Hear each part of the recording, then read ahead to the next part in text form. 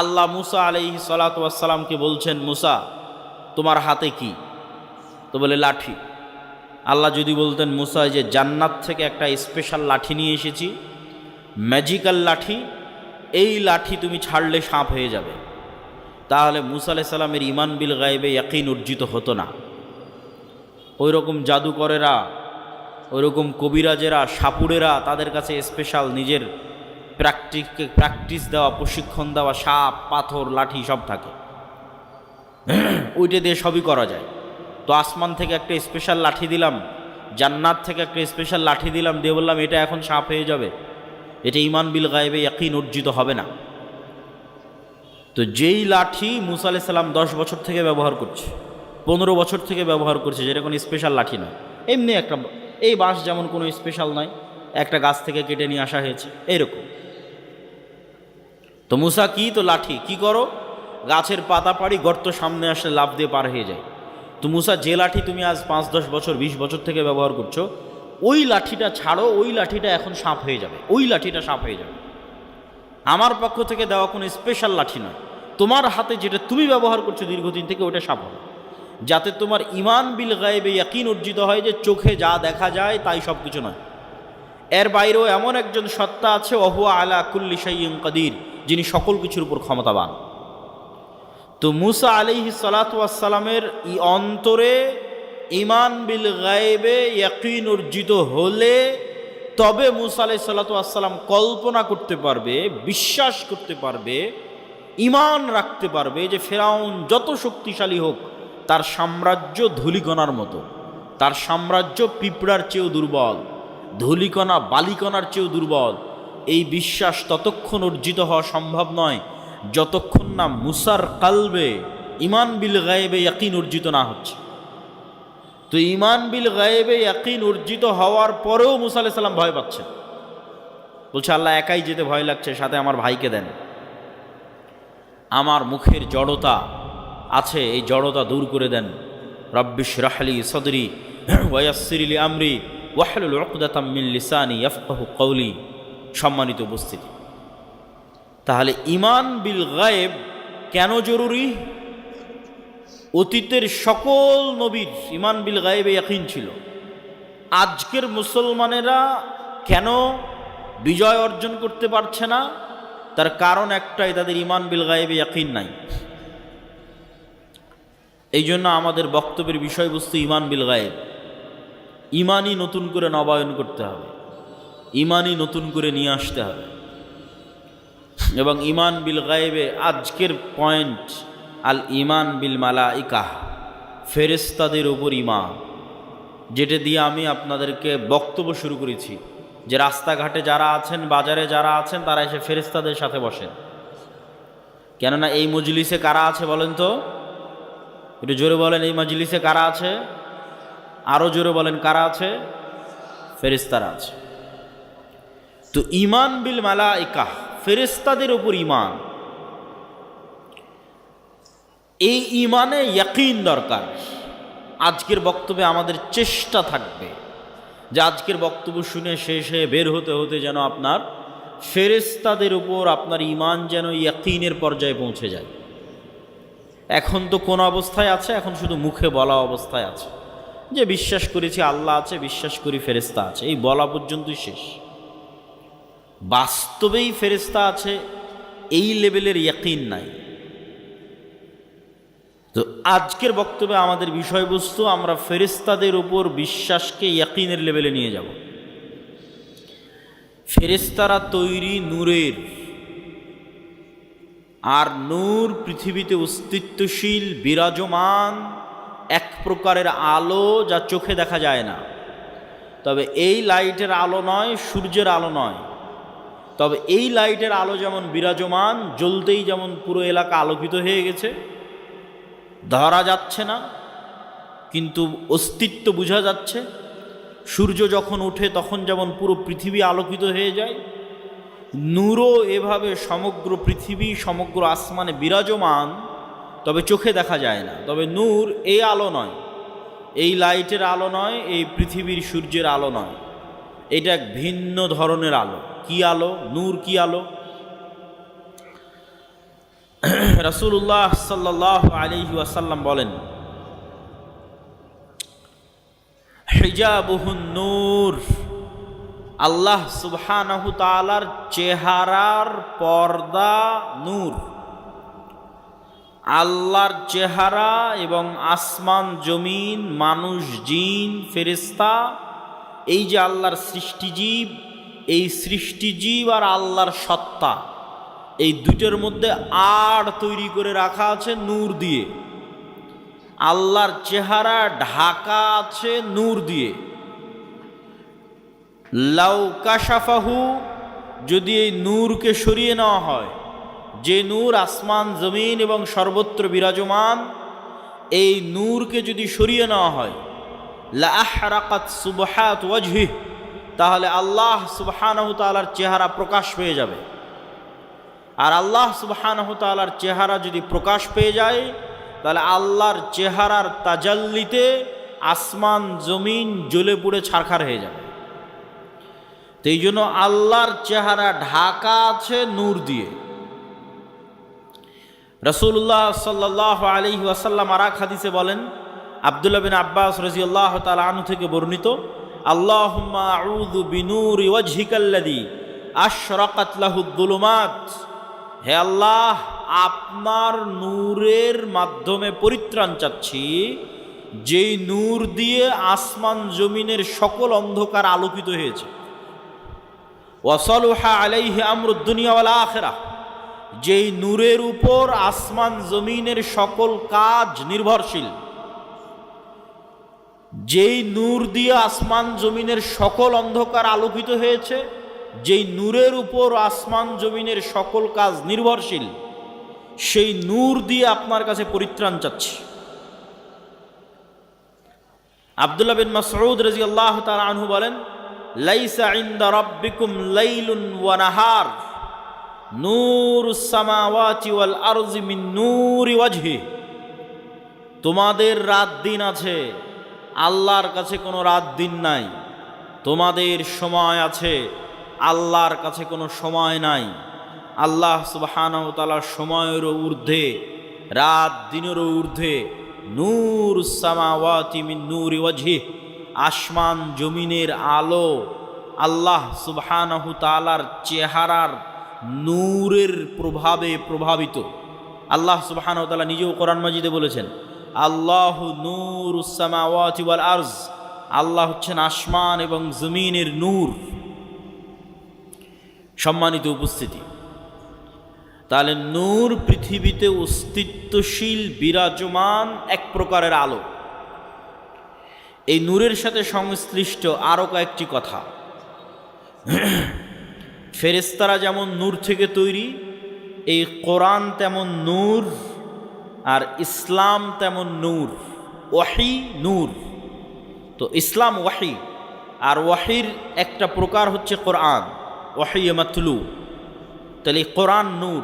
আল্লাহ সুবহানাহু ওয়া তাআলা কোরআন মাজিদে বলেন, মা কুনতা তাদরি মাল কিতাব ওয়ালাল ঈমান ওয়ালাকিন জাআলনাহু নূরান নাহদি বিহি মান নাশা। হে আল্লাহর নবী, আপনি জানতেন না ঈমান কাকে বলে, কিতাব কাকে বলে, তবে আমি আল্লাহ এটাকে নূর বানিয়ে দিয়েছি। এই নূর দিয়ে আমি যাকে ইচ্ছা তাকে পথ দেখাই। আর ইসলাম নূর, ইউরিদুনা লিউতফিউ নূর আল্লাহ ওয়াল্লাহু মুতিম্মু নূরিহি ওয়ালাউ কারিহাল কাফিরুন।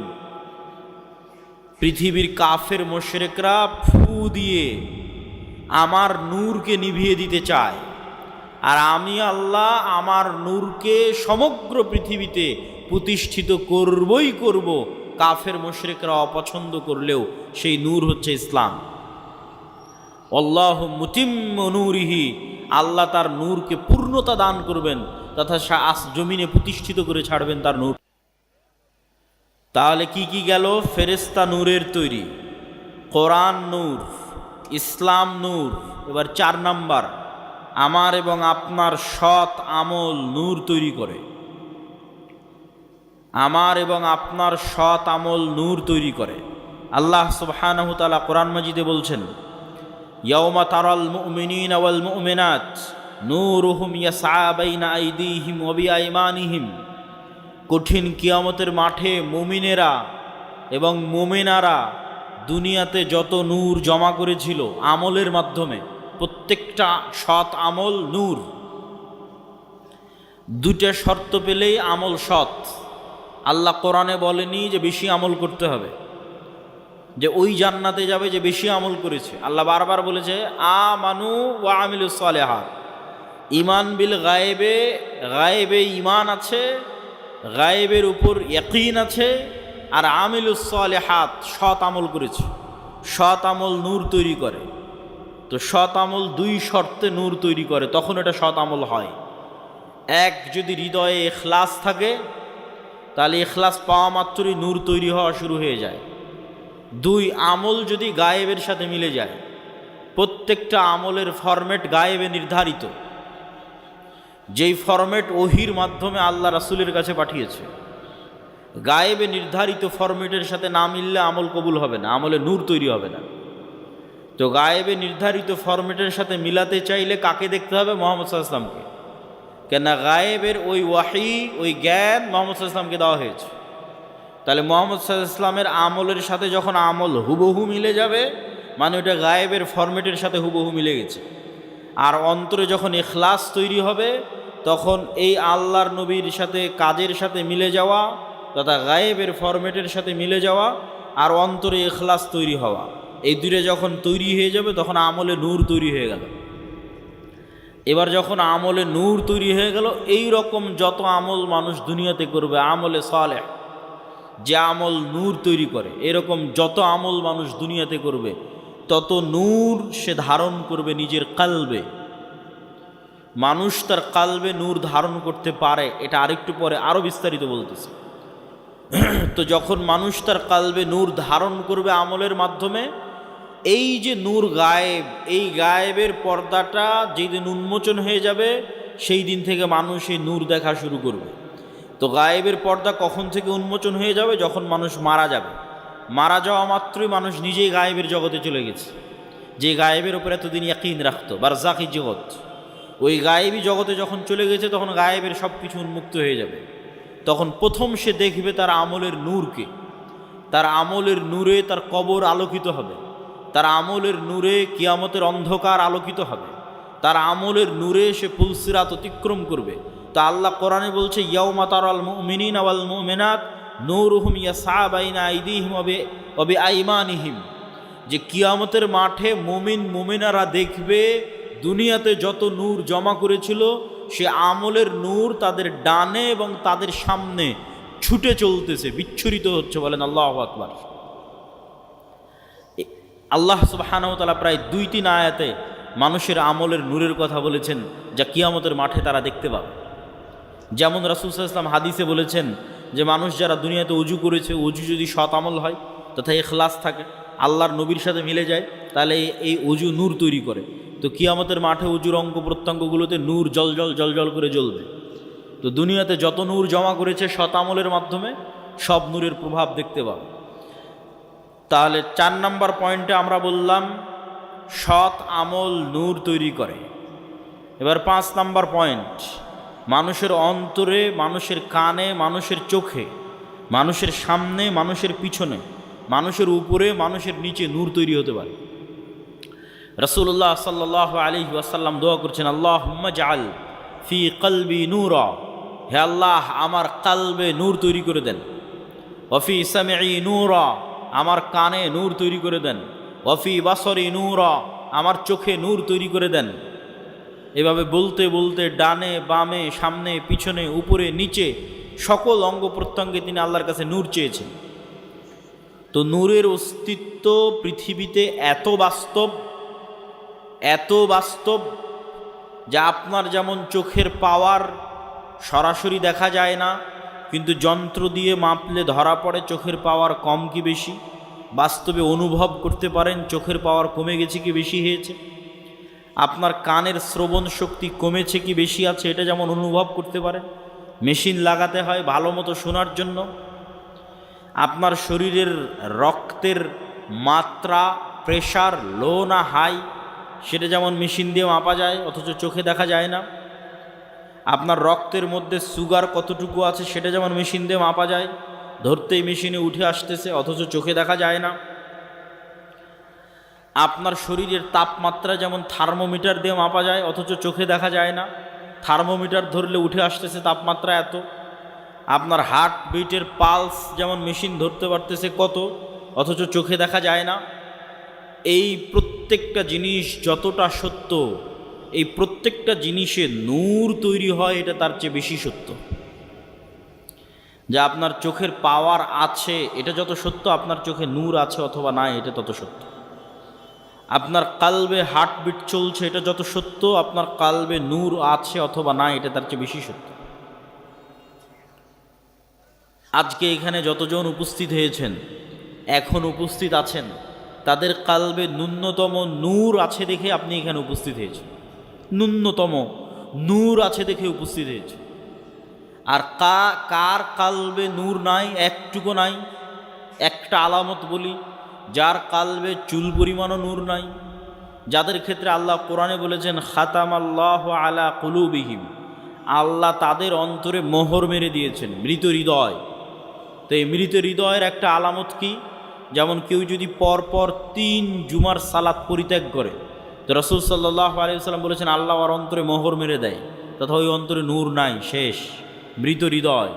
চলছে হার্টবিট কিন্তু পশুর মতো, চলছে রক্তনালী কিন্তু পশুর মতো, তথা আর জীবিত সে নাই, কেননা তার কাল্ব জীবিত নাই, তার কাল্ব মারা গেছে, নূর নাই। নূর না থাকলে কাল্ব মৃত্যুবরণ করে। সম্মানিত উপস্থিতি, তাহলে আমরা কয়েক পয়েন্টে আপনাদের সামনে তুলে ধরলাম যে নূর পৃথিবীতে অস্তিত্বশীল, বিরাজমান, মানুষের কালবে, চোখে, কানে তৈরি হতে পারে। কোরআন নূর, ইসলাম নূর, ফেরেশতারা নূরের তৈরি, এবং মানুষের সৎ আমল নূর তৈরি করে, এবং নূর তৈরি করতে করতে আমল আসমানের দিকে উঠতে থাকে।